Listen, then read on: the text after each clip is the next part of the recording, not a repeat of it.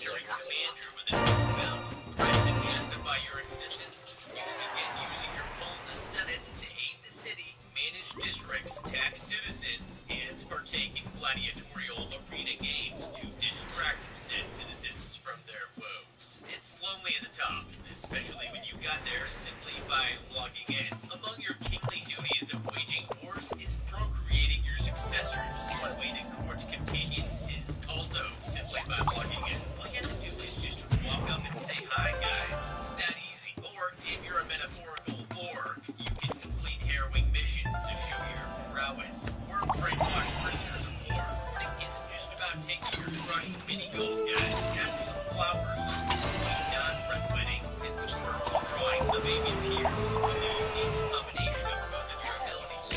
Baby champion to be a merchant, politician, or warrior who will transcend your legacy by marrying strong champions and using their abilities. Download the game now by clicking my link in the description or by scanning my QR code. Use my gift code BLDHOL1 in the description to get 1 champion token, 100,000 gold, and 100 diamonds. This hunt is doomed, and not just because they brought bows and arrows, pea shooters, on. At this point in the lore of grappling, the entire world knows of their existence. They're well-documented animals with known biology and life cycles. Teams of people have had dangerous encounters with them. Better hunters than Bill have tried to use guns and barely survived. Back in Nevada, Val Girl and the residents of Perfection learned to stay on the ground and eventually take shelter in a giant forest. No matter wherever you read, you may be safe. Local yokels, and these are big game hunters. That would tell you exactly why are Bill and his crew messing this up worse than a bunch of unarmed civilians playing the floor as lava in the Nevada desert. If Bill and his hunters act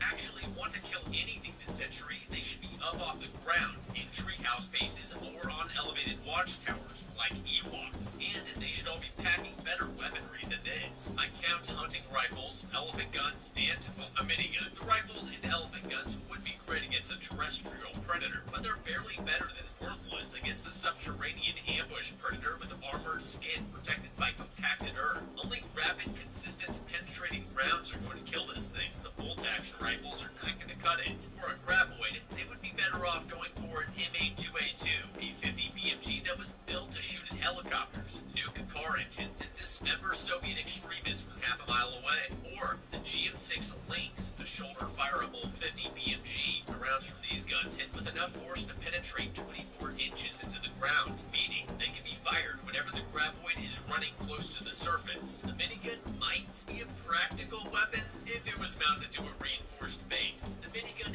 averages 50 rounds a second. A single 7.62 round generates 3,500 joules of force. So in 1 second, you're hit with 175,000 joules of force. That's equivalent to 130,000 foot-pounds of force, which is the equivalent to 130 feet per pound of your body. There are YouTube videos of people shooting it, but you'll notice it is an extremely short burst and super inaccurate. It would have been far more effective to have the parkour kid and lure the worm into a narrow area, with hunters on elevated platforms to either side, firing at a 45-degree angle into the worm as it advances. With the minigun mounted from this position, the only means of escape for the graboid would be to dive, which would still expose its body for long enough to do serious damage with big guns. Hell, these guys are rich. If they want a show, they should splurge on a few Cambodian RPGs too. I'm not familiar with the process, but I'm pretty sure you just need to land a drug runner plane nearby, raid some greenbacks, pile in your boomsticks, and then make the jump back to Thailand.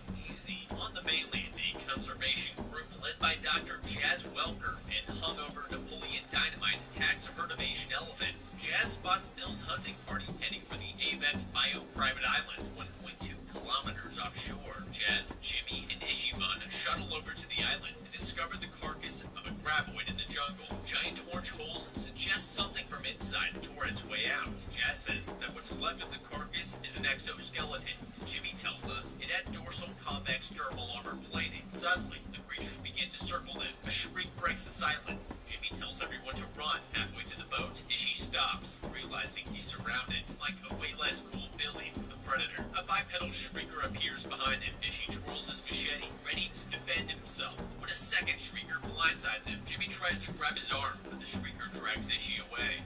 Ishi's death is just as much Jazz's fault as it is the snobby billionaires who came here to hunt these monsters. Jazz's team has been picking up seismic activity from her camp. She's had encounters with graboids before. She knew Bill was a psycho with a history of hunting big game to impress other rich idiots, and she saw that they were armed to the fucking teeth while approaching this island. If you're going to trespass on someone else's private island in search of illegal poaching or big game hunting, bring weapons and a camera so, you can record evidence of illegal activity or defend yourself. Better yet, if you think it's graboids before you even get there, bring a boombox and idle the ship offshore while playing bad pop music until you see the telltale dirt spouts of graboid moving in the ground. Record that and call the World Wildlife Federation or Greenpeace and go full PETA on Bill's ass. Jazz and Jimmy make it back to the mainland. Jazz tells Jimmy he needs to track down Bert Gummer. Yes, the OG graboid slayer from the Nevada desert.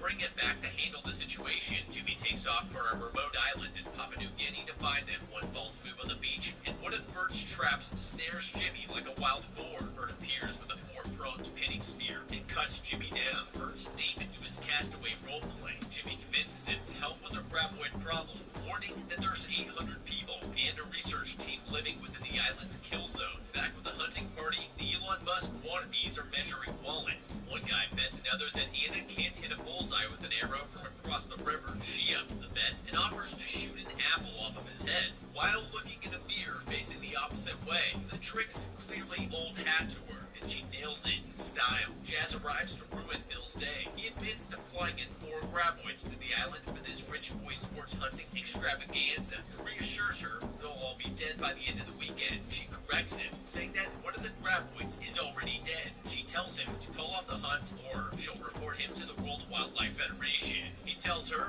he should jam the entire area's communication network until the hunt is over. Take that, Karen. At night, a storm sweeps over the island. The drunken trust funder, wearing a scarf in 90-degree weather, wanders into the jungle to relieve himself. The spooky noise sends him running into a nearby outhouse, where he's yanked down into the septic tank by a creature.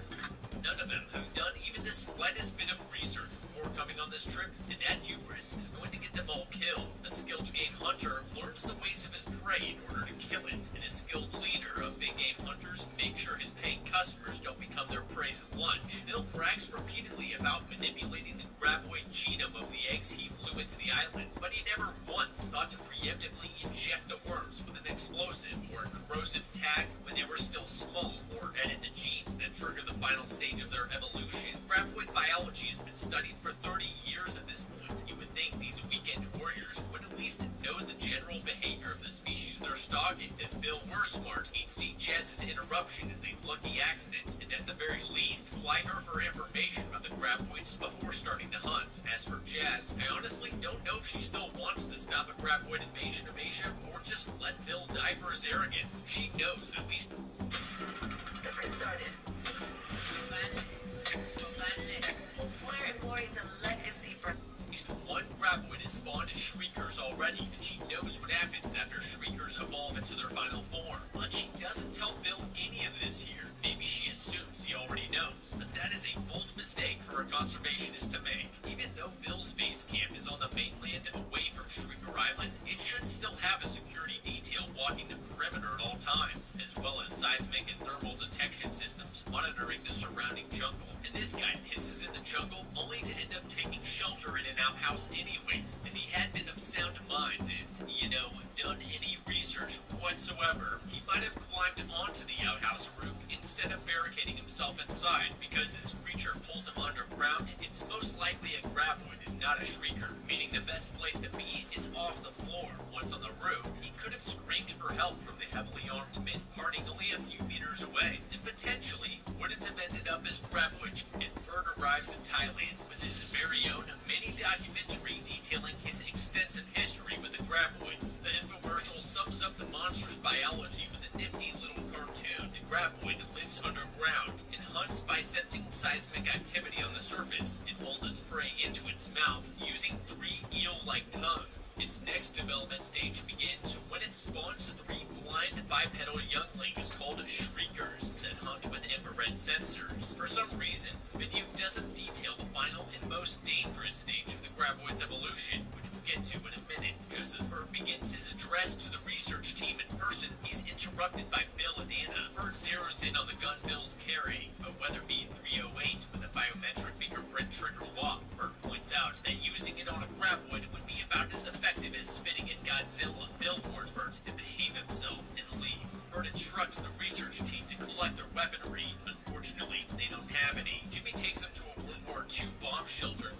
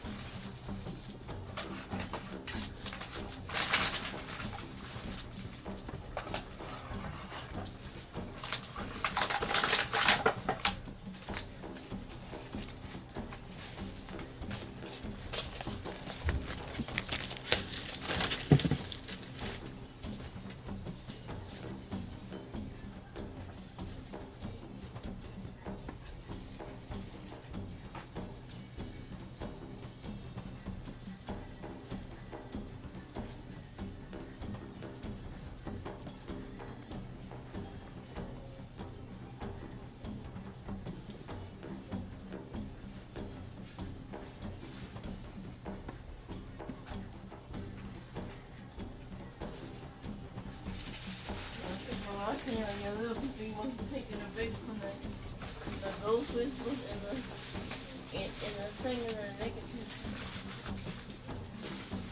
And I don't like the negative in the thing.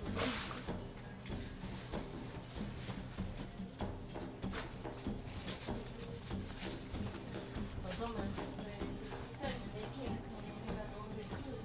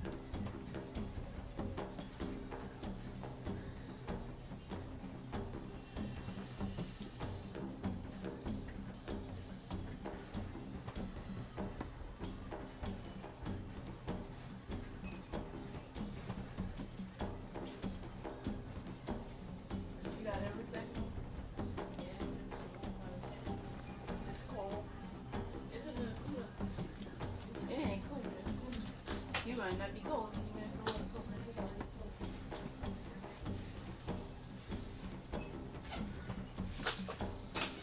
They gonna be out there with that now. Can't really help.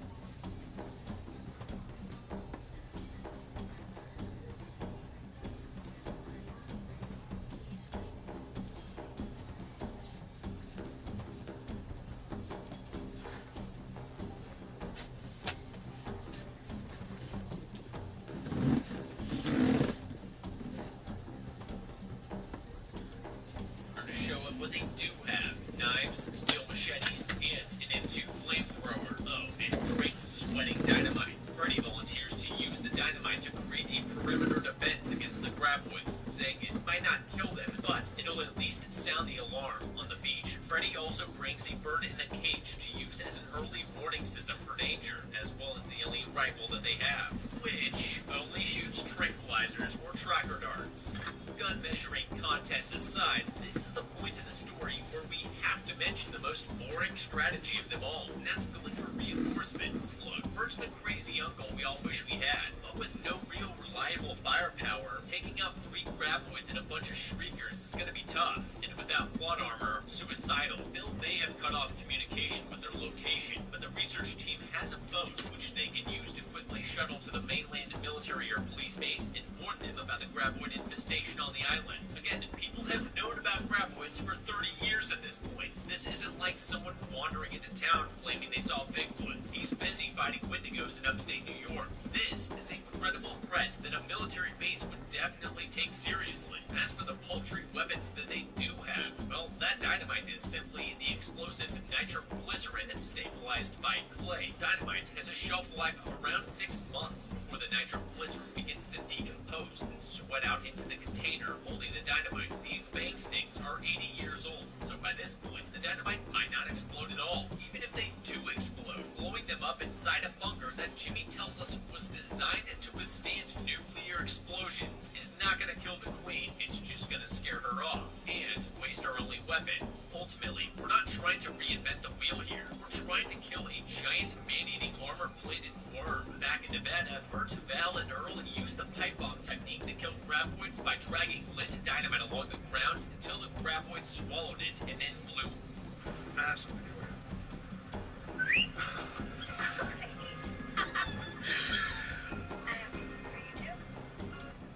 You should do that here too. It's safer, more dangerous to the worm, and allows them to try again and again with individual sticks of dynamite rather than blowing their whole load at once. On Shrieker Island, Bill's hunting party hikes for high ground, listening to shrieks in the jungle they want to believe are monkeys. Some of the party are drunk, others out of shape. All are gunning for a mounted graboid skull on their office wall, completely oblivious to the Shrieker stalking them via their built-in thermal vision, and is forced to play babysitter for a drunk Wall Street punk who's being stalked by Shriekers. At the edge of a clearing, their hike is halted by movement in the brush.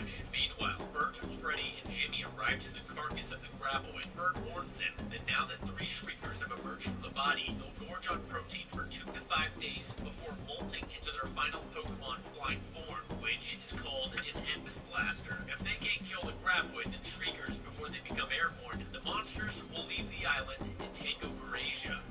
This is why people die, Bert, because you bury the important part until you're standing on top of a nest of graboids and shriekers. The fact that these things metamorphosize into the world's ugliest carnivore butterflies should have been the first thing you mentioned back on the mainland. More importantly, they knew before leaving for this expedition that the graboids hunt by seismic movement and the shriekers hunt by infrared tracking. They could have prepared traps for both forms of the graboids before they ever actually set foot on the island. To kill the graboids, they could circle the island to look for boulder outcroppings, then rig a sound and movement trap to use the pipe bomb technique to kill them. For the shriekers, they could build a fire to lure them in with a heat signature before Bert blasts them all with his flamethrower. Better yet, go to Bill's unguarded camp after they left to scavenge for guns they couldn't carry. Then pull the boat up along the island's shoreline, waving a flare or giant torch to draw the shriekers' attention, and then pick them off from the safety of the boat with a sniper shot to the back of their throats. The other way to sneak up on shriekers would be to look for plastic paneling in the camps that they can hold up in front of themselves as thermal shields. When viewed through thermal imaging, plastic disperses thermal radiation, obscuring the human living form behind it and making it simply look like a giant burning red rectangle, a shape which would likely confuse the creatures long enough to get them focused on something else, or fire off a shot into their soft palates. Back with Bill's hunting party, they don't know about the graboid's life cycle, or that the shriekers can hunt via heat signature. They unknowingly lose a straggler as a shrieker attacks the drunkard without anyone noticing. In a clearing, the party becomes surrounded as the graboids speak to each other. Anna warns Bill that they've lost a party member, but he's not fazed. Suddenly, 4 shriekers converge on the group. They shriek, causing head-splitting disorientation for the party. The shriekers easily pick off 3 hunters. Mohawk fights back with his minigun, but the shrieks overpower him too. They're saved at the last second by Bert and his flamethrower. He kills one and scares the other 3 away, but not before Freddy darts one with a tracker. It's almost like these posers want to feed themselves to the graboids. This hunting party has 9 members, and none of them notice one of their own getting kicked off feet behind them, and they barely bat an eye when they're suddenly surrounded. The creatures begin to use bioacoustics to communicate with one another. As no one here watched Jurassic Park, the moment a predator species starts talking, this hunting party should rally its defenses, creating a tight circle with their backs to each other, prepared for an oncoming attack. From this formation, it would have been impossible for the shriekers to ambush them. It opens their fields of fire and minimizes their chances of shooting one another, since only one shot needs to hit home in order to kill a shrieker. Concentrated fire from 3 rookies like this should overpower the monsters. And if they had done any research at all, they would have known about the shriekers' heat-seeking vision. They could have brought flares with them to create visual confusion, distract them long enough to mow them down, or retreat to a more defensible position. The shrieker's supersonic attack seems to be just one of the mutations caused by Bill's genetic mythling, so there's little that they could have done about that without hearing protection, which they definitely should have been wearing when on a hunt with a guy armed with a minigun. Had they all been wearing Gucci Ear Pro, the shrieker's sonic attack wouldn't have disoriented them, and they'd have been able to return accurate fire. After the shriekers are gone, Bill warns everyone to stop moving, pointing out that the clearing is the perfect place for graboids to wait to ambush prey. Bert learns that not only did Bill hatch 4 graboids on the island, that he enhanced them with stem cells and edited their genome to increase their predatory instincts. Bert throws the flamethrower, Banana shoots it as the graboid bears down on it. Chunks of flesh rain down across the killing field as the group races for the boat. That's the second graboid down, 2 to go. And there goes one of her best weapons. Even if Bert could throw the flamethrower that far, which he can't, nor can he run for shit. Even if Anna could make that shot, which she couldn't. Even if a 9mm bullet could ignite the fuel, which it can't. It's still a terrible idea, because they could have achieved the same exact outcome, or better, with a bundle of dynamite, without sacrificing their flamethrower. Hell, they could have even used the dynamite as percussive bombs to distract the graboid long enough to make it retreat. Back on the mainland, Jazz gives the group bad news. One of their 11,000-pound bull elephants suddenly disappeared. She tracked his GPS tracker to a 19-meter-long mast that weighs 20 tons, located 37 meters below the surface. A giant, genetically modified graboid that can tunnel through Earth somehow escaped the island and is only 1,000 meters away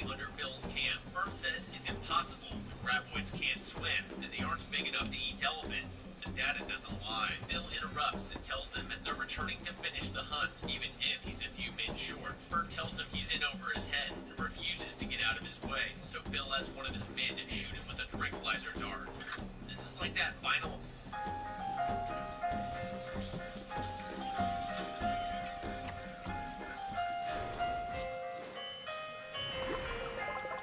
handshake showdown in Django Unchained, only even dumber. If Bill wants to risk death to continue the hunt, let him. At worst, he reduces the number of beasts we have to fight. At best, it becomes lunch and gets out of our way while we strategize our next move. Wagging a moral finger here doesn't do anybody any good. Bert's only lucky Bill hit him with a trank instead of a good old-fashioned bullet. The strategy here is, don't anger the idiot clamping hunters. Wait till they leave and then fix the radio to call for military support, or send someone off in the boat to the nearest base with firebombing and bunker-busting equipment. After nightfall, Bill's camp is on high alert. Noise in the jungle sparks an all-out war zone shootout. Heavy-caliber machine gun shells rain down over the camp. Unfortunately, the hunters aim with about as much accuracy as a blind drunk man trying to take a lead. Something grabs one of the hunters and yanks him out of sight. Another hunter named Doc tries to make a break for it as Ana fires 2 flares into the sky to give them some visibility. Doc trips and comes face to face with the behemoth graboid. The hunters are awestruck until they realize the giant is essentially using its tail as a lure, while the rest of it moves in from behind and devours Doc whole. Ana tells Bill they have to stop the hunt, but he refuses,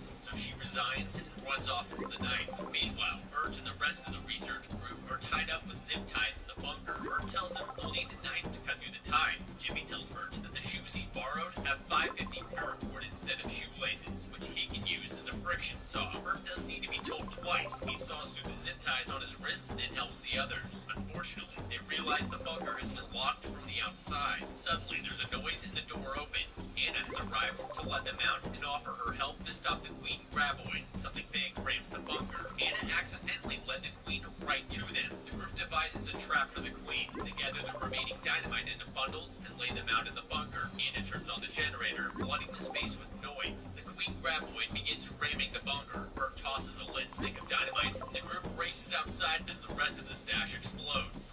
It's a great convenience that Jimmy learned from the best and replaced his shoelaces with paracord that they can use to cut through zip ties. If you're not walking around with paracord on your shoes, the easiest way to break zip ties is by using a method I've shown you before on how to get out of duct tape. As counterintuitive as it may sound, when you're bound at the wrist with zip ties, you want to tighten it as tightly around your wrist as possible. Use your teeth to make it so tight your wrists are practically laying against one another. Then, in one quick sweeping motion, lift your arms high above your head, then yank your arms down past your stomach, almost like you're trying to touch elbows behind your back. This should break the zip ties. You guys should be experts at this by now. While blowing up the bunker looks cool, it's a massive overkill and a huge waste of the remaining supplies. Jimmy says this bunker was built to withstand nuclear explosions, but he also says it was built for the fighting in World War II. Since nuclear weapons weren't built until the end of the war, I'd say Jimmy doesn't know what he's talking about. Even if it wouldn't withstand a nuclear explosion, it would likely contain the explosion from a few sticks of dynamite. The energy would likely escape through the easiest route,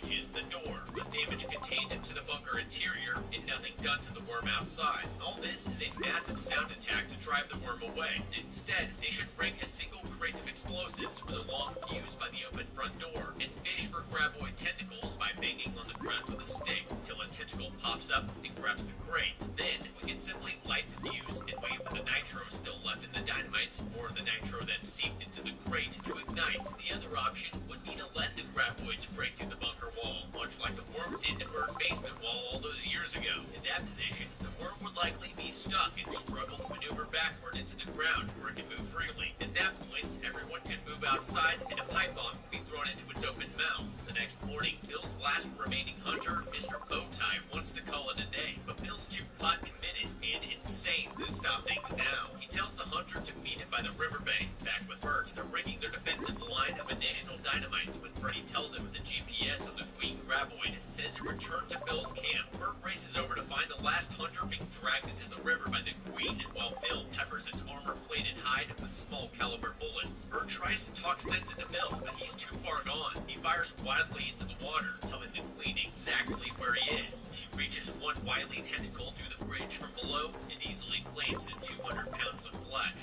Penny Bowtie isn't a real survivalist. He might actually have stood a chance of surviving this attack by pulling a secondary weapon, firing, or slicing into the graboid's sensitive mouth area. Pity still that he's got crazy Bill going jack all to help him. Bill should know his shots to the armor-plated exoskeleton of this beast aren't doing anything with the graboid distracted. He should be standing up the slope in front of Bowtie firing shots into the beast's mouth. Bill may just be too far gone at this point though. But let's not forget Economics Savings Lesson 3.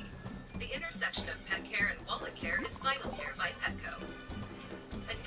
And about Bert, there's no way he should have shown up empty-handed to this melee fight. He might not have a gun, but he still has some dynamite, machetes, and enough flammable gas to make another flamethrower later. Once Bill is dead, he should return to Phil's camp and gather every discarded weapon he can find before heading back to the research room. Bert returns to his team and hatches a plan. They need to kill the queen and kill the shriekers on the island before they molt into flyers. The group splits, and Bert and Jimmy head back to the Shrieker Island to kill the swarm. Their GPS tracker leads them to a series of cool underground caves. Armed with a MacGyver, a new flamethrower, and a chainsaw, they mud up in a puddle and put on ear protection as a growl echoes through the caverns. The Shriekers attack. Bert machetes one easily. Jimmy swings his chainsaw at another. The Shrieker pins him with the Shrieker's weird tongue literally against his cheek. He grabs for the chainsaw and cuts into his belly, freeing himself. They turn a corner and see 5 more stalking him in the darkness. Bert lights them up with his flamethrower, frying them into crispy critters.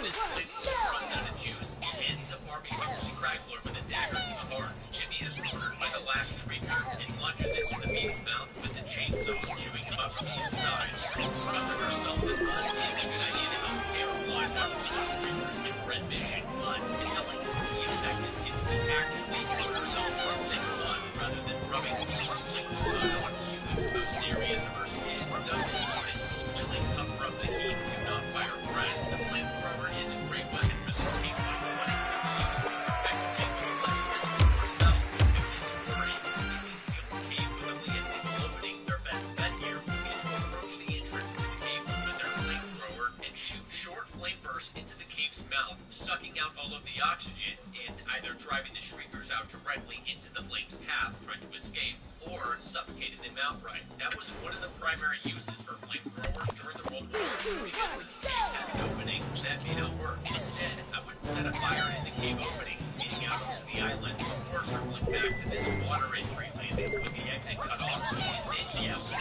shout to draw the Shriekers to you and fire the flamethrowers on a road, also removing oxygen from the higher platforms of the cave while you still have an easy getaway below. One other option would have been to bring a third person and carry weapons they stole from Bill's camp with for an unloaded flamethrower. The other two would have guarded his back to the research camp. The team quietly moves the dynamite perimeter fence. She makes her explosive entrance, dragging them all off the ground into platforms with the trees. Bert and Jimmy arrive, ready for them. They snap to right on top of the queen, where some of the others are run for a nearby volcano caldera, where they laser them to grab. He stays behind as a distraction for her. When they're gone, Bert walks calmly to the nearby door. The queen breaks around nearby, triggering dynamite as you go. Bert rides to the ridge over the caldera, leading the team there. The rest of the team is rigged a massive punching pit lined with dynamite. Jimmy's there waiting for Bert when he arrives. He tells Jimmy they need the queen to charge them hard and fast so that she bursts into the wind and falls over dead and scares the glow. Big girl growls on approach.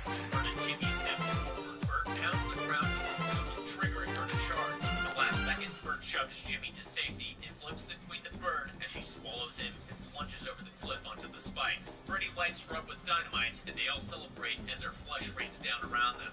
While this finale gets the job done and kills the queen, Bert's death was an unnecessary flourish to end the series. In the Nevada desert, they used a drop fall to kill the last graboid because they had no equipment or weapons to get the job done otherwise. Here, they have all the equipment they never took from Bill's camp, as well as dynamite to get the job done without sacrificing anyone's life. Bill and Jimmy should have burst in opposite directions to reach high ground when Freddy alerted them to the queen's presence under their feet. From above, it should have been relatively simple to arrange another dynamite swallowing trick. Even if the queen is ultimately big enough to knock down trees and water towers, she only does that reactively when the dynamite triggers her to strike the structure with enough force to tear it down. Safely off the ground,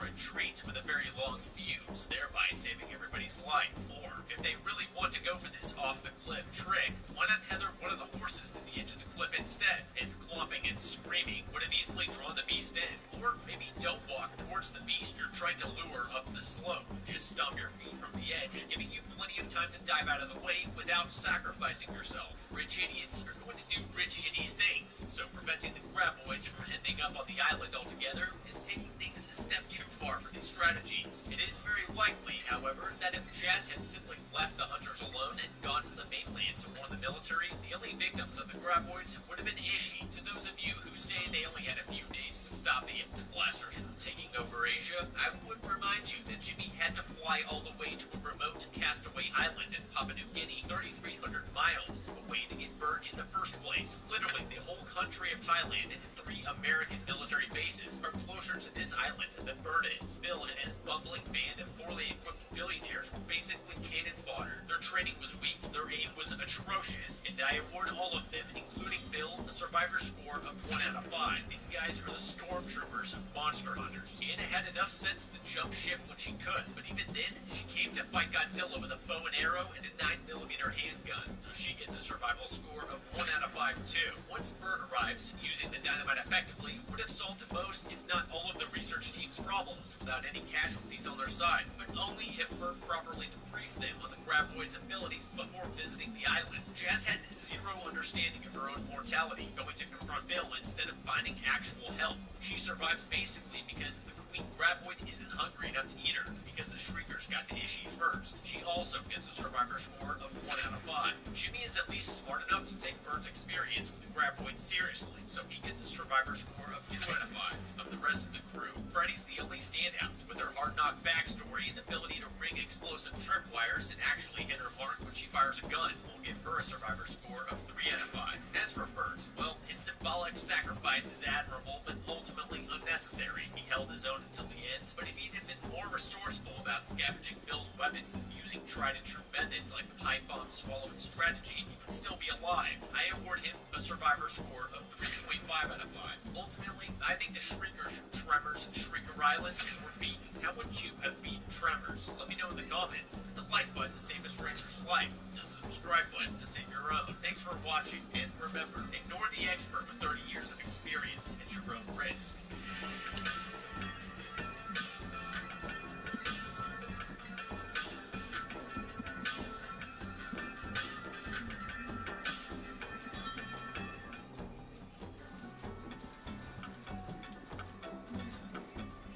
After just 21 days, my teeth are the whitest that they've ever been. I cannot believe the results. I have always wanted a bright white.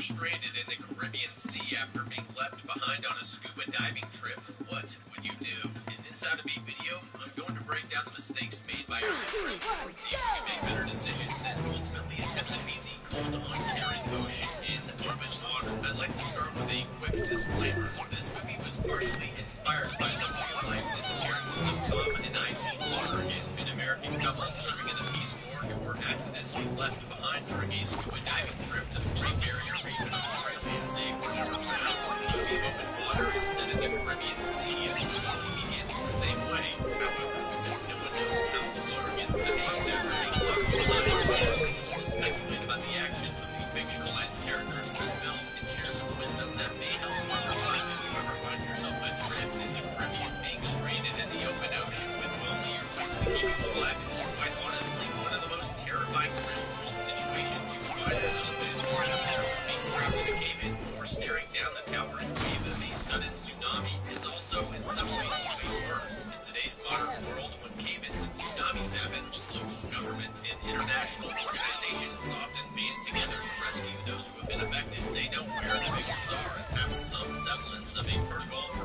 them, give them resources while they wait. That's not the case when someone's lost at sea. No one knows who you are, no one knows how to find you, and no one can hear you scream. It's up to us to survive being stranded, so let's see if we can. Want to beat this situation altogether? Skip the shady dive trip and download this video's sponsor, Dragon City, through my link in the description. Dragon City is a free-to-play game where you can collect thousands of dragons and elements, build your own epic dragon empire, collect food, gold, and epic gems to expand your empire and unlock new levels, make dragon babies by breeding 2 dragons together, hatch them, feed them, train them, and send them into merciless battle in order to make them more powerful. Dragon City also holds weekly events, 3 new battle pass to discover, where you can unlock new level 1 dragons daily. Also, you can find your favorite YouTubers and their dragons, like Preston and Wisp. In December, Dragon City partnered with Unspeakable, created the Unspeakable Dragon. Click my special shirt at Dragon City link in the description. Get a special free reward to get you started. 15,000 food, plus 30,000 gold, plus the Scout's Dragon. Thank you to Susan from Dover's Rest. Couple, they're on their way to the Bahamas to escape their survival problems with a super short beginner's free yacht. Don't worry, these 2 amateurs are hard bowling certified divers. The next day, they hop aboard a local dive boat, the Reef Explorer, run by guides Davis, Linda, and Junior. Daniel and Susan sing themselves from the start. Davis tells the group that they're heading out to a dive spot called Magic. Now, someone asks if they'll see any sharks, and like,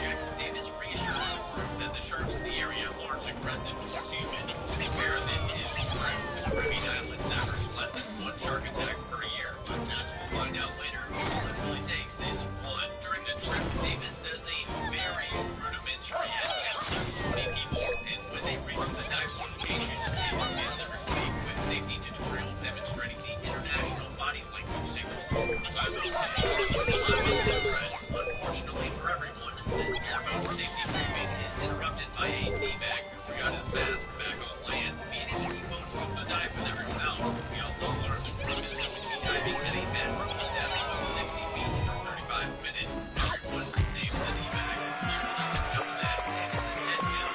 About as simplistic as trying to keep track of people by air rope, and it's incredibly concerning since a head count isn't just some tally.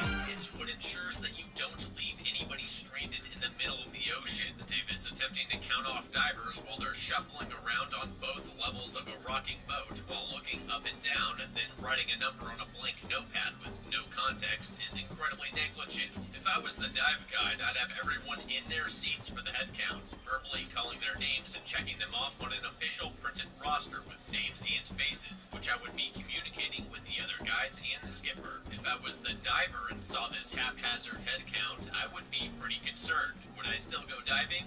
Sure, but I'd make sure I was tallied up, that I made enough friendly small talk with the other tourists to avoid being forgotten, and that I never lost contact with the dive guides. As for Davis's so-called safety briefing, since a shark attack is possible, I'd also give the tourists some warning or protocol regarding what to do if they encounter a shark, so they don't flail around like wounded prey. If they get mashed up in a set of jaws, the business is going to get some bad publicity, reviews, and, well, one less returning customer. The safety briefing is important enough that it should have been restarted after the D-bag interrupted it. Better yet, this briefing should have been given back on land before they left. A few moments later, a man and a woman resurface. The woman tells guide Linda that she can't equalize her ears and that they're going to have to give up on the dive. When they reboard the boat, Junior marks 3 people down on the head count. However, the D-bag uses this opportunity to take the woman's mask to do his own diving. Linda warns him that she can't let him go without a buddy, so he coerces the ear woman's boyfriend to go back in with him. And just like that, the boat's super accurate head count goes right out the window. By the time the rest of the group is returning from the dive, the number gets even more confused and no one notices that 2 people are missing. The deck's so scattered with discarded equipment that Susan and Daniel's stuff gets shoved into a back corner.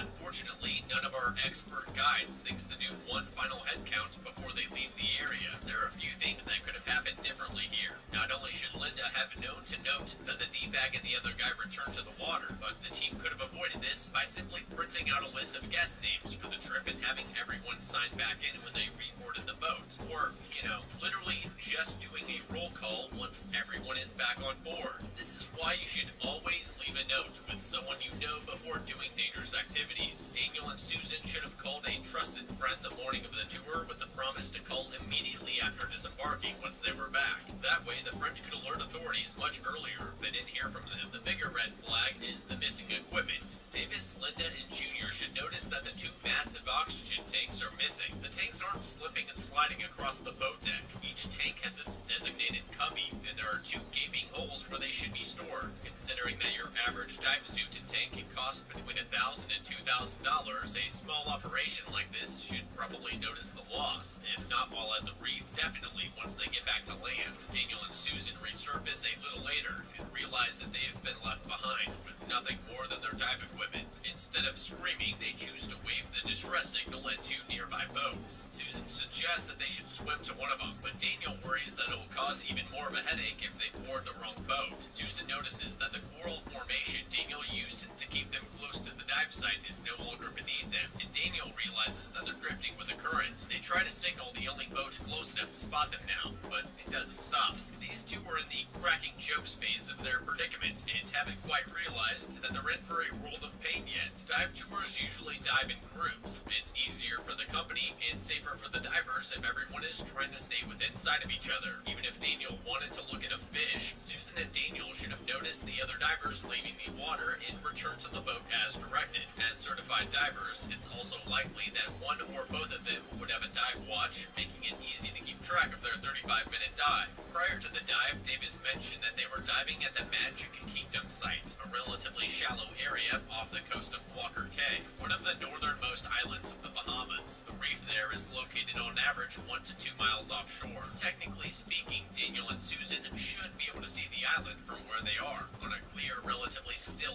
ocean day like today, a person with their head above the water should be able to see about 3 miles in all directions. They could locate land on the horizon and head for it. However, the Bahamas are one of the flattest archipelagos on Earth, and the elevation of Walker Cay is only 10 feet, which might impede their ability to tell.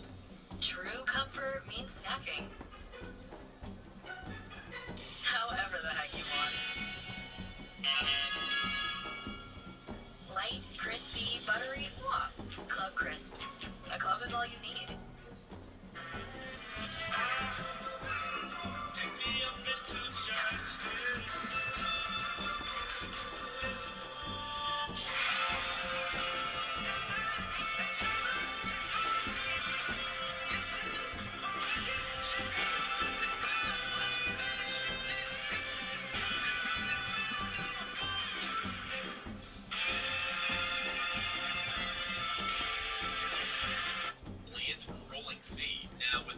missing, they should be speed swimming to the nearest boat. Even if Daniel's worried about so-called complications when boarding the wrong boat, boats have radios and could at least make contact with their tour company. Or the part of their boat wasn't reachable. You should be afraid of nuisance if it means you don't get straight into the ocean. Surface marker buoys should have been included in their gear. Inflating them right now would provide light visible 5 to 2 meter roll of red sausages sticking up out of the ocean that both the nearby boats might be able to see. Since they didn't bring buoys, the very least they could take off one of their flippers and wait from above their heads to get passing boats and fighting channels to spot them.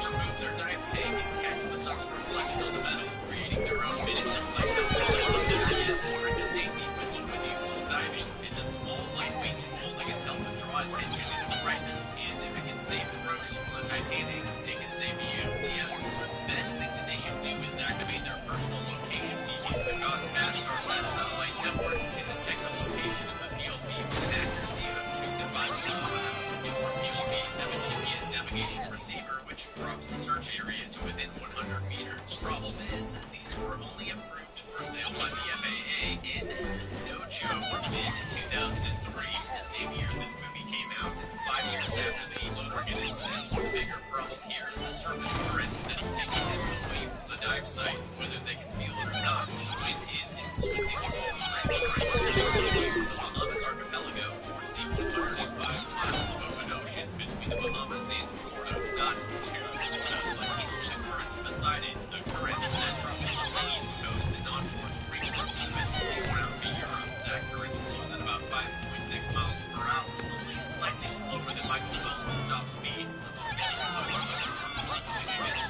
because they're so close to the dive site that they're able to easily swim around the dive site without drifting. They should swim back to check for a permanent surface buoy. Companies that return to the same area again and again with tours might use a permanent surface buoy to help guide or anchor them to the area. Daniel and Susan could hold on to it or use their weight belts to tether themselves to it. This would allow them to remain where the diving boats are likely to return tomorrow, or where rescue is likely to look for them first. Even if no buoy is there, they might be able to survey the coral reef for high points of where they could stand or sink, or where they could tether themselves to people. There are companies that offer diving usually offer snorkeling as well, for anyone who isn't comfortable going below.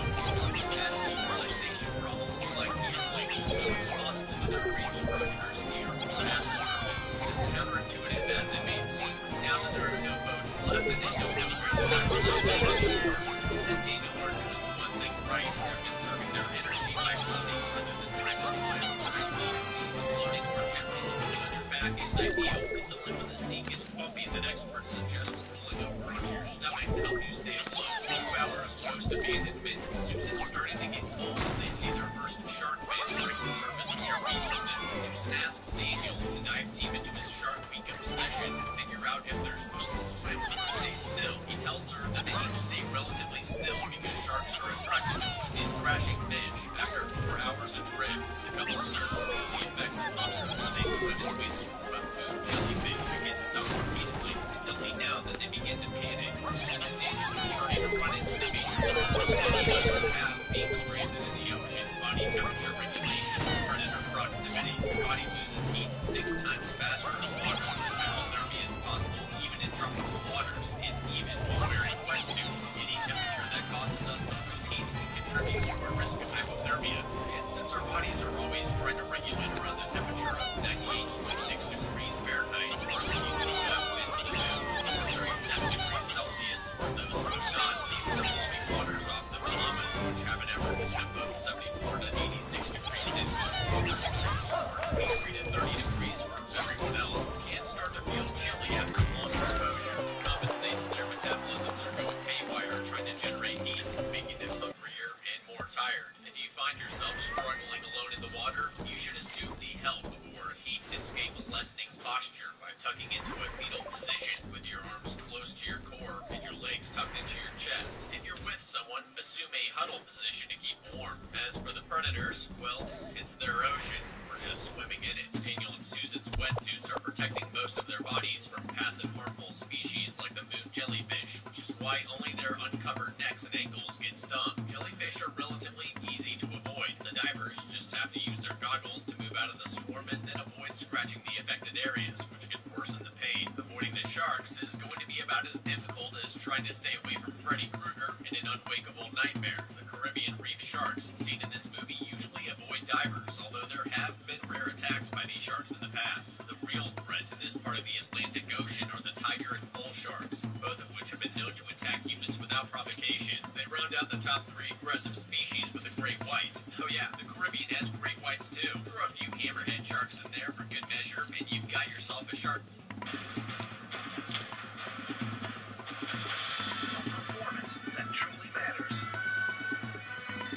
For each Sharknado just waiting to happen once global warming sends a Category 10 monster storm our way. Fortunately for us, there have been only 1,400 recorded shark attacks in the U.S. in the last 180 180 years or so.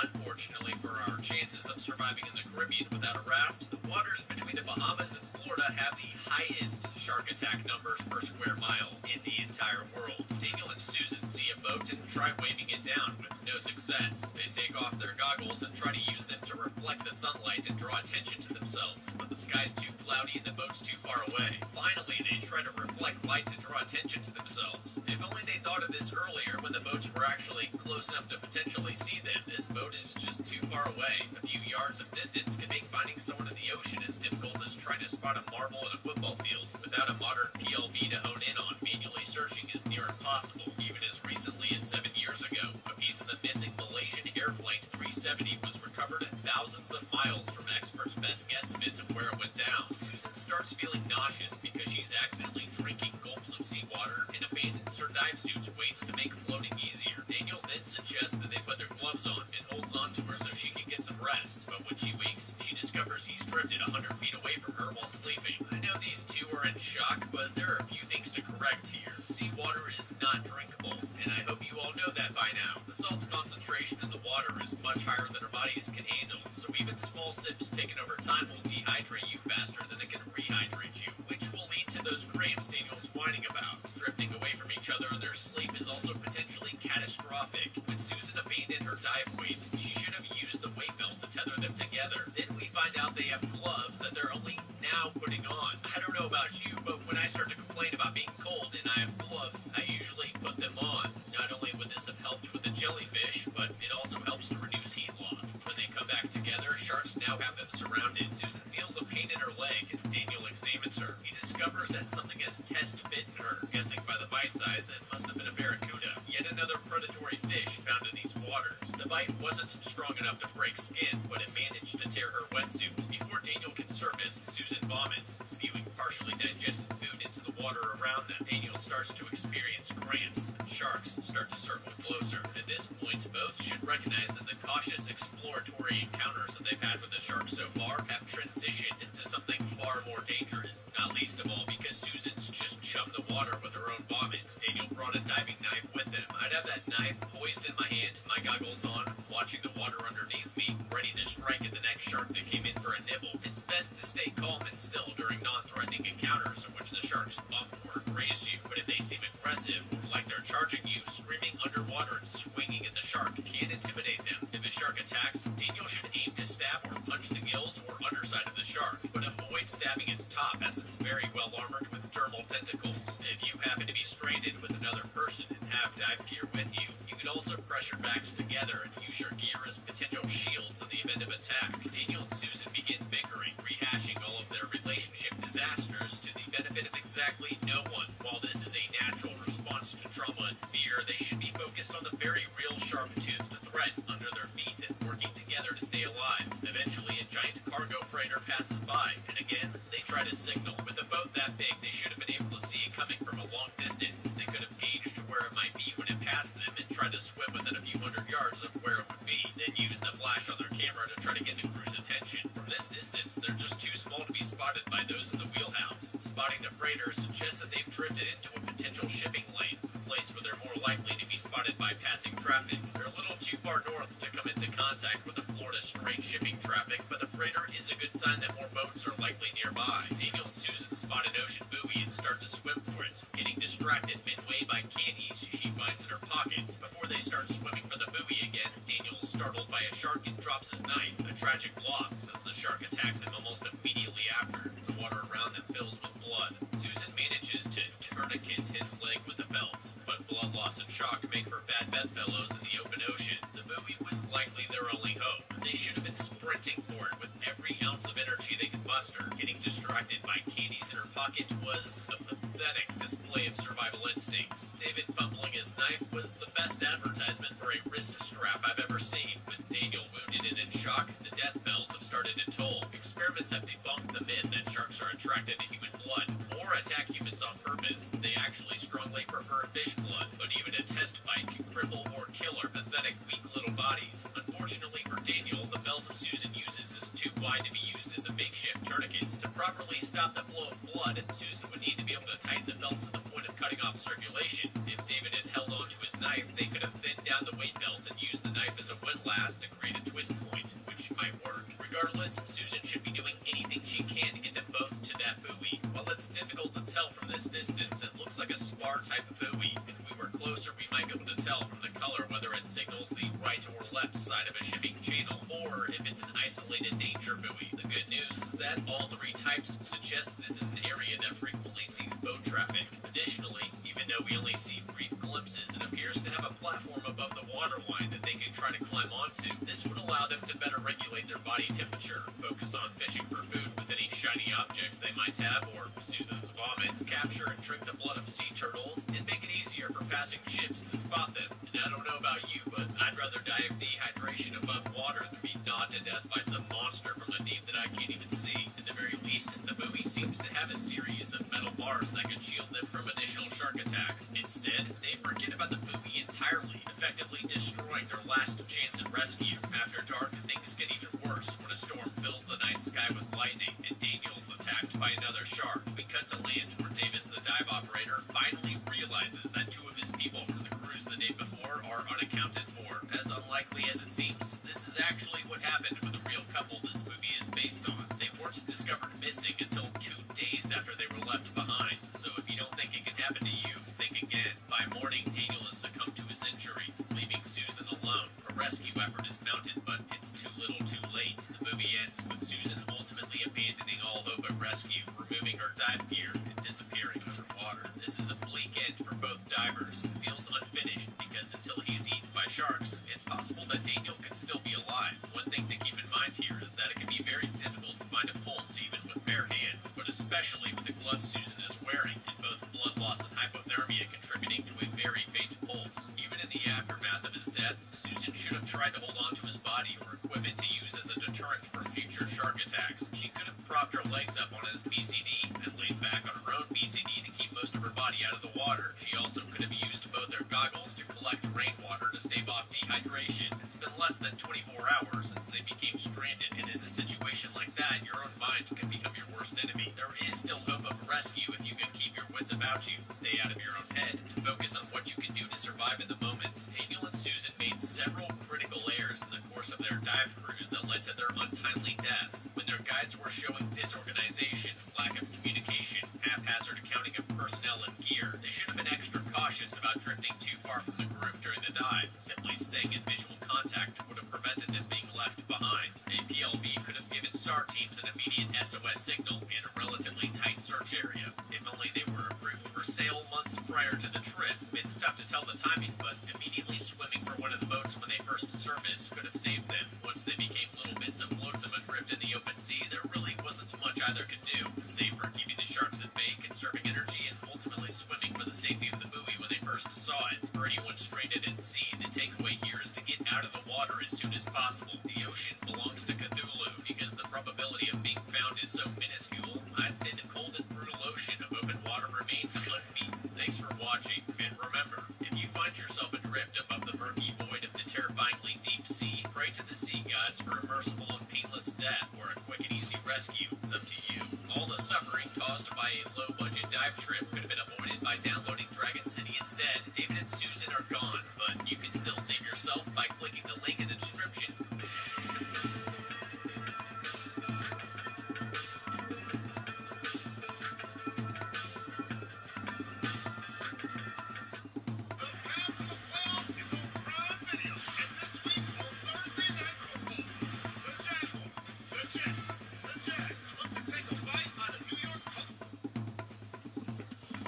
If you were trapped in a massive corn maze with a group of deadly killers hunting you down, what would you do?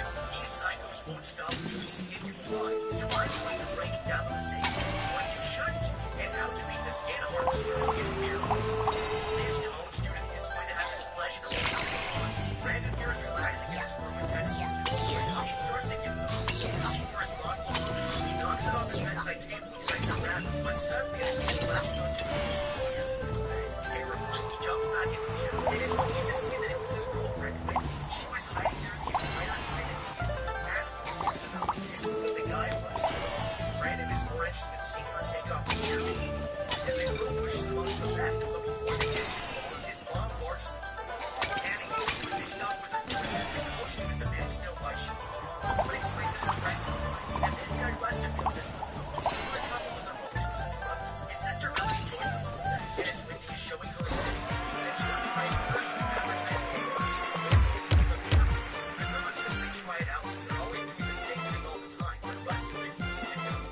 asks him why, and he explains that people were killed there. It sounds ridiculous, but the guy reveals that 15 years ago, a satanic cult sacrificed a girl, and when the police arrived, all they found was a flap of skin that was peeled off her body. The sister Melanie insists they all go, and reluctantly, her brother agrees. They all leave the house and get into Rusty's car. To their surprise, his sister tucks a knife into her shoe and explains it's for her own protection. It's a smart idea, and the group heads out to the corn maze with no idea that they'll be hunted down by 8 vicious killers. Arriving at the Fear Farm, they walk towards the entrance where a staff member warns the guests to turn on their cell phones before entering the venue, and they'll each be scanned for their security. Heading into the maze, the friends are checked for their stamps when suddenly Melanie sets up an alarm and notices that her stamp is different from the others. Confused, she goes back to the staff member asking him what's going on, and he explains that this stamp is only given to the lucky 10,000th visitor. That means she has exclusive access to the VIP maze, and a man suddenly drives up in his truck. Getting out of the vehicle, Herschel here introduces himself as the owner of the Fear Farm, and the blonde asks him what's so special about the VIP experience. The man quickly explains that the VIP maze is special and invites them all to take part,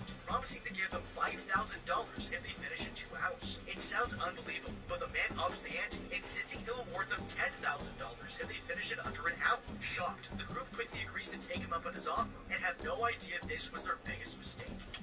Okay, this is already a terrible idea. The group already knows the story that a satanic cult killed someone on this property 15 years ago, and since this place is clearly a family farm, there's no way they don't know something about it. Now, joining hundreds of other people in tourist activities is one thing, but being singled out and offered $10,000 to try their VIP maze sounds like a nightmare waiting to happen. The first thing to think about is the practicality of what he's just told us. The man explained that every season, they award their 10,000th visitor to try their VIP maze, but that clearly means they've sectioned off dozens of acres of their property for one person's entertainment once a year. It doesn't make any economic sense, and when you add that to the fact that they're offering us $10,000 to finish it in 2 hours, this has got to be the most one-sided deal I've ever heard of. It's incredibly suspicious, and taking all this into account, we have to assume that these farmers are getting something else out of our participation that we don't realize. Now, the next big red flag here is that they aren't allowed to bring their phones, and if it were me, I would have gone back home just for this one detail.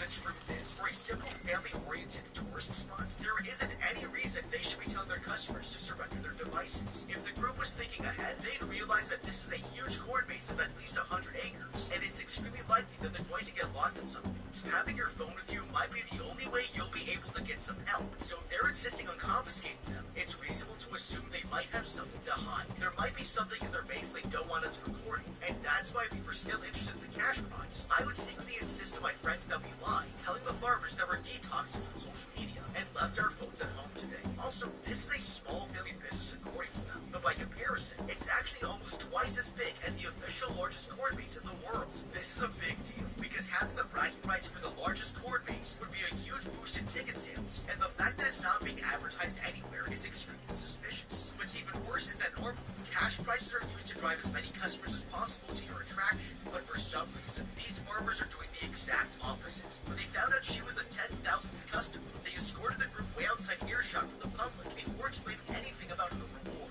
It's almost like they're trying to hide something illegal, and when you factor in the VIP maze, it's clear we shouldn't be accepting this man's offer unless we find out everything about this place. Now, if you'd like to start your own little how-to-be kingdom, then Established Titles is going to be right up your alley. Purchase a title pack giving you at least 1 square foot of dedicated land with a unique plot number on a private estate in Edelston, Scotland, along with an official crescent certificate. Based on an old Scottish custom, this will give you the title for later. You can officially include this title for use with a credit card, plane ticket, dating profiles, and more. It's especially great as a conversation starter about your favorite how-to-be video. Established Titles is a fun and novel way to preserve the natural woodlands of Scotland while helping local reforestation efforts. With every order, a tree is planted around the world with help from global charities like One Tree Planted and Trees for the Future. Established Titles allows you to support global reforestation efforts along with a whole bag of goodies. The first 200 people to purchase a title pack with the link will be placed right next to my own plot of land, so we can all be neighbors. Depending on how many of you want to become a lord or a lady, we can create our little how-to-be kingdom. Established Titles is actually running a massive Black Friday sale right now. Plus, if you use the code HOWTOBEAT, you get an additional 10% off. Go to establishedtitles.com/howtobeat to get your gifts now and help support the channel. Thank you to Established Titles for sponsoring this video. The group... Hello.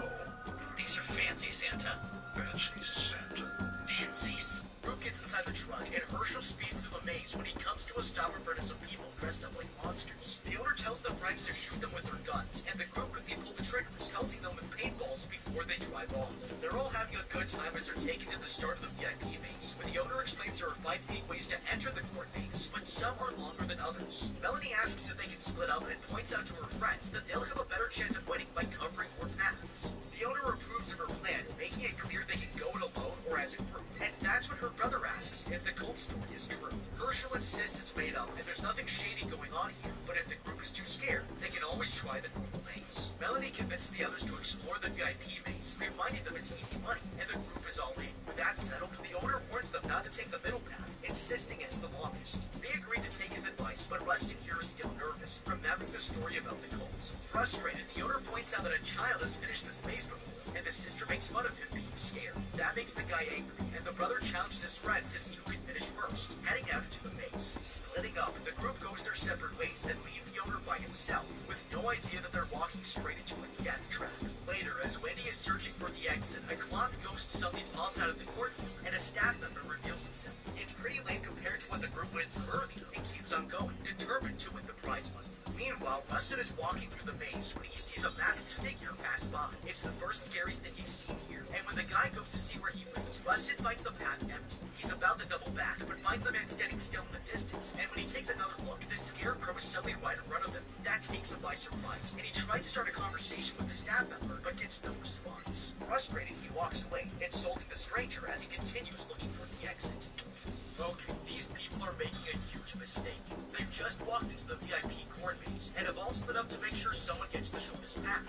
This way, if one of them can finish in under 2 hours, they'll get the $10,000 and share it between the 4 of them. It's a good strategy, but if the group was listening, they'd realize they were walking straight into a trap.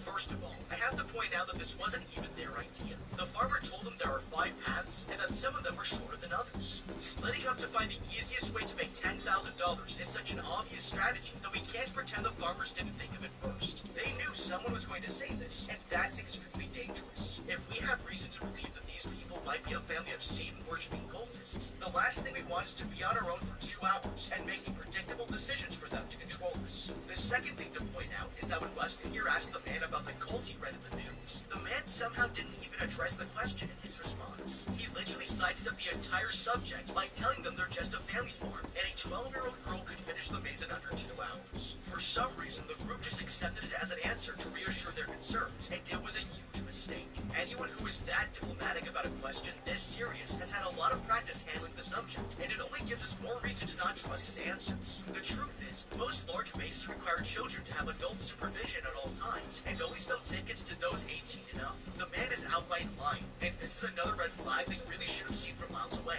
Now, being randomly selected for a VIP court maze and having our phones confiscated is already suspicious enough, so leaving any room for uncertainty on whether or not these farmers might sacrifice us to Satan is not something I'm willing to leave open-handed. That's why if it were me, I would make sure I knew the faces of every one of their family members before I agreed to play. The reason this would help is because if there's schemes of activity happening on this secret section of the farm, then it's very unlikely they would be using hired help to manage this specific maze. That means any staff members we find in the maze, we would be able to immediately recognize if they're family or hired help, and this will be a huge clue as to whether or not our lives are in danger. If it turns out we've only seen family members inside the maze, it's a pretty good sign that this is about to get ugly, and we should pay special attention to make sure we keep track of their movements. Now, we still want to make sure we can finish this maze as quickly as possible, and while splitting up makes sense on the surface, it's actually not the smartest decision to make. Each maze will be difficult, and there's a lot of luck involved in picking the right direction, because making the wrong turn could end up with you spending way too much time retracing your steps. That's why if it were me,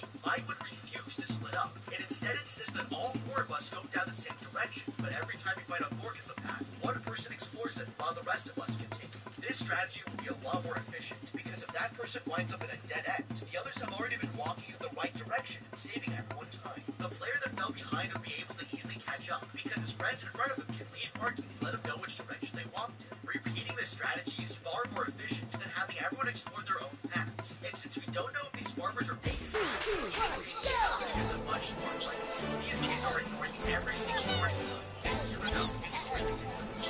Later that day, Melanie heads up an elevated walkway and searches for the path. There's nothing to locate to inspire her friends, and she tries going out to them, hoping they'll respond, but gets no answer. There's nobody nearby, and the group has no way back to the stop until night. Another part of the maze, Rayman hears blocking the path. And this bomb with a machete approaches them and starts hitting them. Ignoring her advances, he asks for the ready blood until the man insists she can't get away from the girls, and then such a crazy blunt. She's frantically throwing herself at Randy, but he turns her down, insisting he's already taken. The plan failing, the woman suddenly slashes his leg, and the man freaks out, demanding to know what's going on, but she only tells him to run away before she finishes counting to 10. Realizing his life is on the line, Brandon lifts away as fast as he can, knowing he's good to go, and that there's no escape from the fear fall. Meanwhile, Melanie is running through the maze when she sees a huge man running a chainsaw in the distance. The girl is shocked by how scary he is, but she continues walking, thinking that it's all for show. Approaching the giant, Melanie reaches up to touch his mask to examine the prop, and realizes the barbed wire on his head is real. He suddenly headbutts her, knocking the girl to the ground, and swings his chainsaw as she tries to escape. It's clear the man wants to hurt her, so Melanie pretends to surrender and secretly grabs her knife. But just as she flicks it out, the man kicks her over. The girl tries to grab it, but the man slams his chainsaw on the ground, blocking her from taking the weapon. It's terrifying, and the girl gets back to her feet, coming up with a plan to escape. She quickly rolls past the man to pick up her knife, slashing him in the leg, and kicking him before sprinting down the path. Melanie knows he's going to chase after her, and once she's out of his sight, hides deep in the corn rows. The girl can only hold her breath as the giant starts cutting down the stalks of his chainsaw, but he never spots her and quickly walks away, leaving the girl all by herself. Light, dark, however created, we are appreciated, ultra hydrated, reborn, revitalized, Okay, our worst suspicions have officially come true. We've all split up, we have no phones, it's getting dark, and now there are serial-killing farmers chasing us through hundreds of acres in a corn maze. When you see a man holding a live chainsaw with real teeth on it, then it's obvious the man is here not just to scare us, but to kill us. At this point, there's no question that we need to get the f*** out of here, but instead, this girl decided to walk right up to the man and touch his mask. It's incredibly stupid, and if it were me, I would have been spooked out enough to start running in the opposite direction, keeping my eye on him until he turned the corner. Now, anytime you're facing another person, the smartest thing to do is size up the threat and evaluate what their weaknesses are. Even when everything is telling you that you're in over your head, there's always something that you can take advantage of. In this case, this man is very large, muscular, and is wielding a heavy chainsaw. This makes him much slower than us, and it needs to be the first thing we use against him. He's also wearing a full mask with very narrow eye slits, which severely compromises his vision, and this will help us hide from him when we need to. With this in mind, once I've turned the corner and I'm clear of his eye line, I would start sprinting down the adjacent path at full speed before dipping into the cornfields. By the time this giant chainsaw man turns the corner, we'll be gone, and with his mask limiting his vision, it will be difficult for him to look for tracks to figure out where I went. From there, we can make our way slowly through the thicket of the corn towards the edge of the maze, and without our phones, we'll have to use the moon to figure out which direction to walk in. What's interesting is that since the moon reflects the sun's light, its right side will always indicate where the sun is. Now, we already know we're in the northern hemisphere, so if you draw a line between the sharp points on a crescent moon, and then continue the line down towards the Earth, then this point on the horizon indicates south.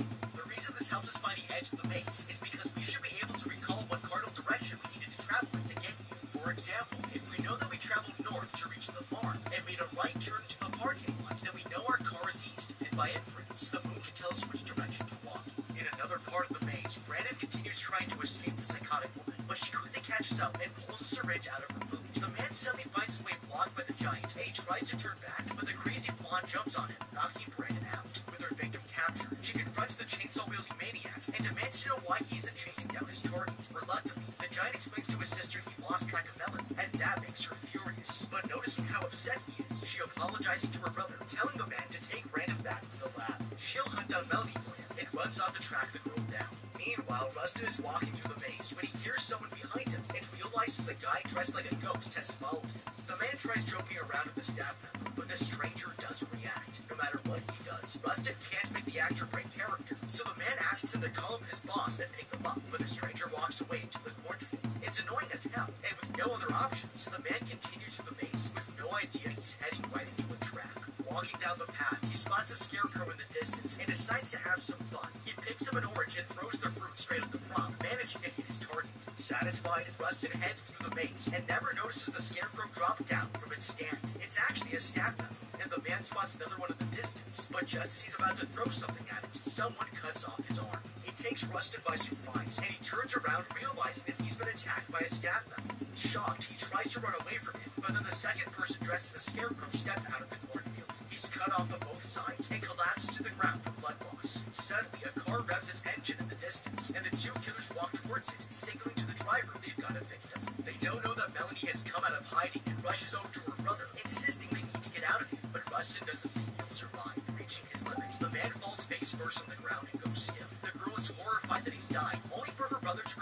is just joking and only pretending to die. It's a waste of valuable time, and before they can escape, the sister is tackled by one of the scarecrows. She struggles to fight him off as her brother crawls away, determined to hijack the car, but as he stands up, the driver runs him over with the truck, making that one victim down with 3 more to go.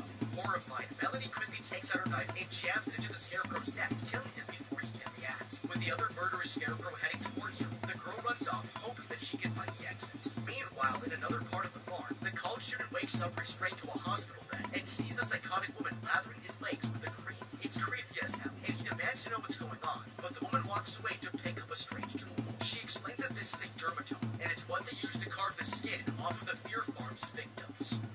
Okay, this is terrifying. Brandon here has been kidnapped so that this family of corn farmers can take flesh from his body, and his friends are being attacked by masked murderers. If they don't escape soon, they'll all be killed. But if Rustin here wasn't being a complete idiot, he might have had a better chance of surviving. When he encountered the first farmer in the maze, he started antagonizing the guy for not breaking character, and for someone who was too afraid to come here for rumors of a cult incident 15 years ago, this is a very dumb thing to do. Before that, when they were in the truck, he kept taking garage shots at everyone with a paintball gun, and it's only giving them good reason to want the kid dead. He even threw fruit at the scarecrows, so it's not an accident he was the first person to be killed. But there's actually a valuable lesson to learn here. When your life is in danger, don't be a dick, because it doesn't help your odds of survival. With all this in mind, Rustin should have easily come to the conclusion that somebody in this space would want to get revenge on him. Farming communities can be very close-knit, and if I was walking through a giant corn maze at night with no way to call for help, I'd be worried someone will take the opportunity to attack me. That's why I would have kept my head on a swivel, listened closely, and used a technique taught to survivalists at the FBI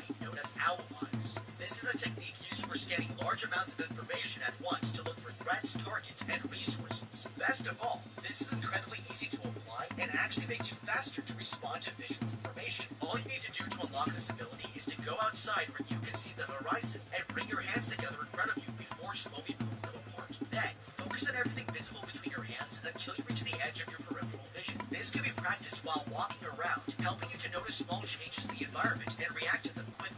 While it might sound simple, it's actually helped hunters find their prey and evade predators for thousands of years, and it's exactly what he needed to avoid losing an arm. If he had seen this giant coming, there's a good chance he'd still have an arm and come up with a plan to escape. If I saw him coming before he chopped my arm off, I'd jump back, get low, and throw sand in his eyes. His size is going to make him a lot more vulnerable to fatigue, so if we can wear him down and get his machete, then we have a much better chance of surviving the night. When you live with moderate to severe Crohn's disease or ulcerative colitis, your day can be full of reminders of your condition. Never knowing, always wondering. You weren't made for UC or Crohn's, but gut-focused Entyvio is. Entyvio works at the site of the problem to block certain inflammation-causing cells. The woman decides to give him a live demonstration, and he screams in pain as she cuts up a piece of flesh from his leg. It's agonizing, and she makes it clear that all of his skin is going to be carved from his body. Desperate, the man begs her to let him go, but she stuffs a rag into his mouth to keep him quiet. She continues to operate, taking more of his flesh, until he suddenly passes out from the pain, making that 2 victims down with 2 more to go. That's when the other staff members enter the room and wheel in the scarecrow, begging the woman to help treat his wounds. Inspecting the body, she points out the man is dead, and there's nothing they can do to help. Frustrated, the woman demands to know which of the staff members are still in the field, and the killers explain that one is hunting down the sister Melanie, while the other is looking for Brandon's girlfriend. Meanwhile, the cheerleader is heading through the maze when she finds a clown standing beside an ice cream truck. It's creepy as hell, and the woman questions how long the group has been here. Checking his phone, the man reveals they've all been in the maze for over an hour and 20 minutes, meaning they've lost the chance to win $10,000. Frustrated, Wendy asks if any of her friends have reached the finish line, but the clown reveals that a bell will ring once that happens, and it hasn't rung all night.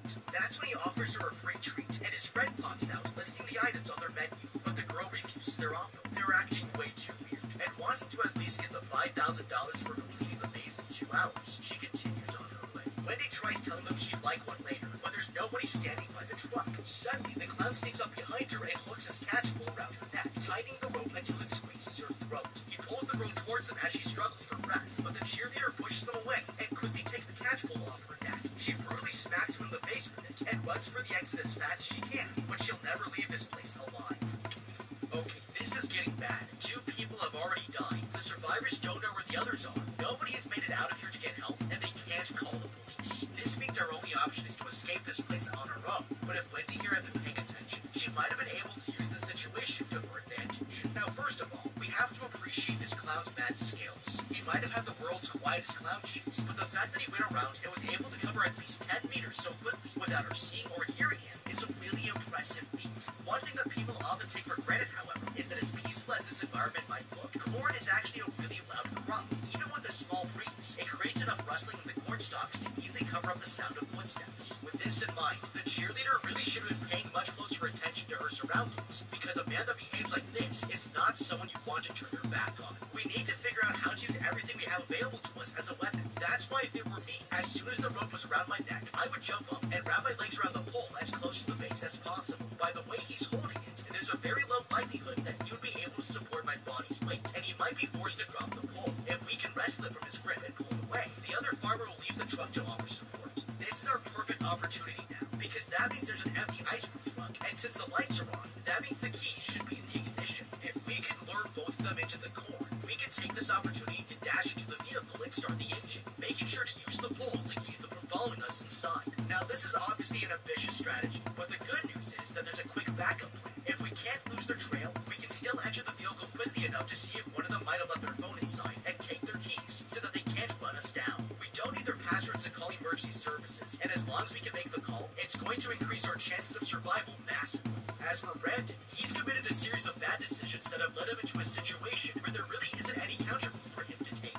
At the very least, he could have stalled for a lot longer if he mirrored the last few words the woman said back to her with an upwards inflection. This is a technique known as mirroring that Chris Voss, the former head hostage negotiator for the FBI, has frequently used, and it causes people to elaborate on what they just said without them even thinking about it. It sounds simple, but this tactic is surprisingly effective, and when used to gain more information from people, they'll reveal details that we can use against them. If Brandon had applied this technique to get information and stalled for as long as possible, there's a slim but real chance he could have been found and rescued. Wendy continues through the maze as the ice cream truck chases after her, but it's getting closer, and it's only a matter of time before it runs her over. Acting quickly, the girl takes a left turn and manages to avoid the vehicle.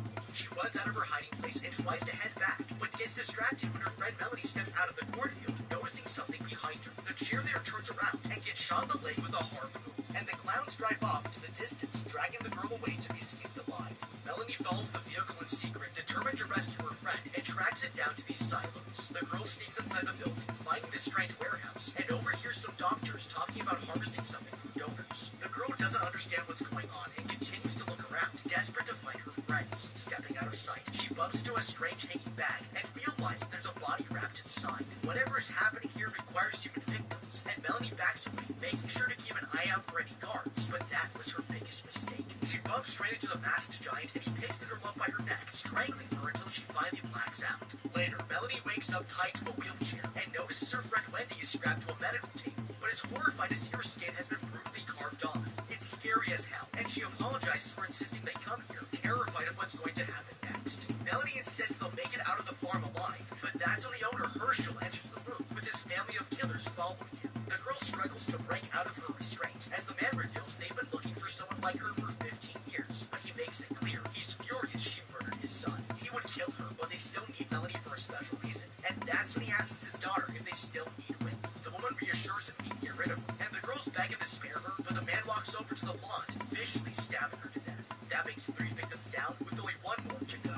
Furious, Melanie swears to get revenge on the owner and demands to know why they're doing this to them. The daughter reluctantly explains that the stamp given to the customers is secretly designed to detect if someone has a special gene, and since all of her friends have it, the family lured them into the VIP maze to harvest their skin. They then turn the flesh into a face cream that totally stops the aging process and sell it for cash. But what makes Melanie so special is that she has the highest amount of this gene that they've ever seen.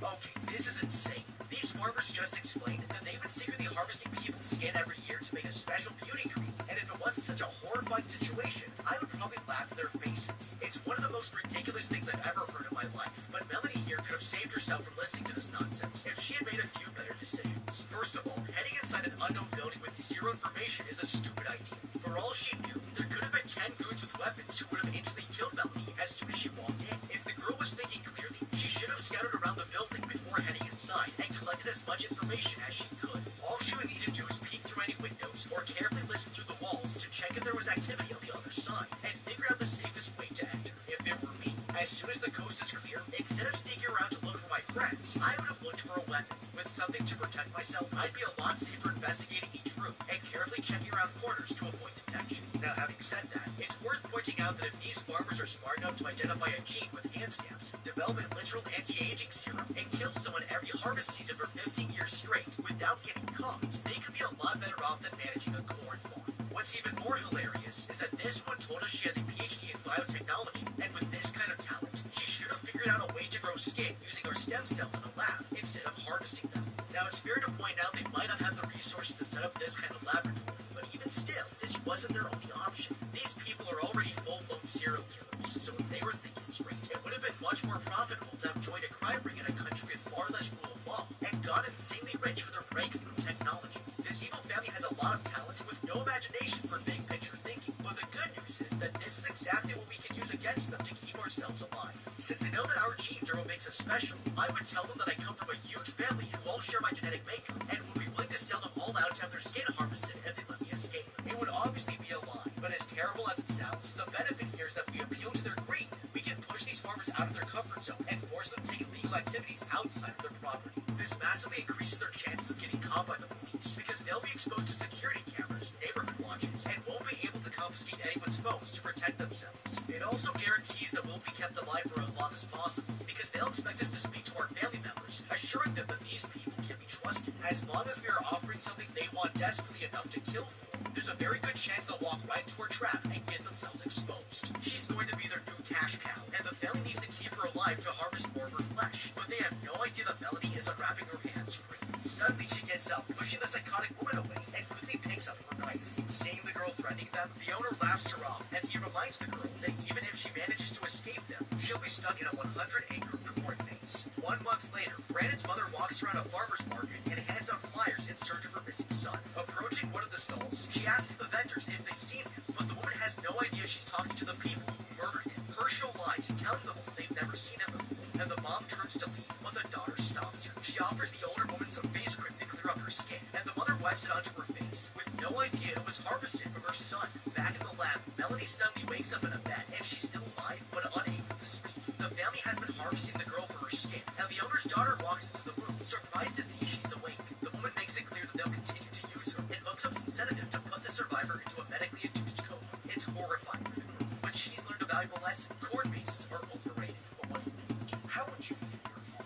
Let me know in the comment down below. Thank you so much for watching. Leave a like and subscribe, and check out the House of playlist for more videos like this. Until next time, have a damn good day. Snack Factory reinvented the pretzel. Now they've reinvented the charcuterie board. Introducing the Pretzel Crisps Extendable Charcuterie Board. It's really long. Learn more on Instagram.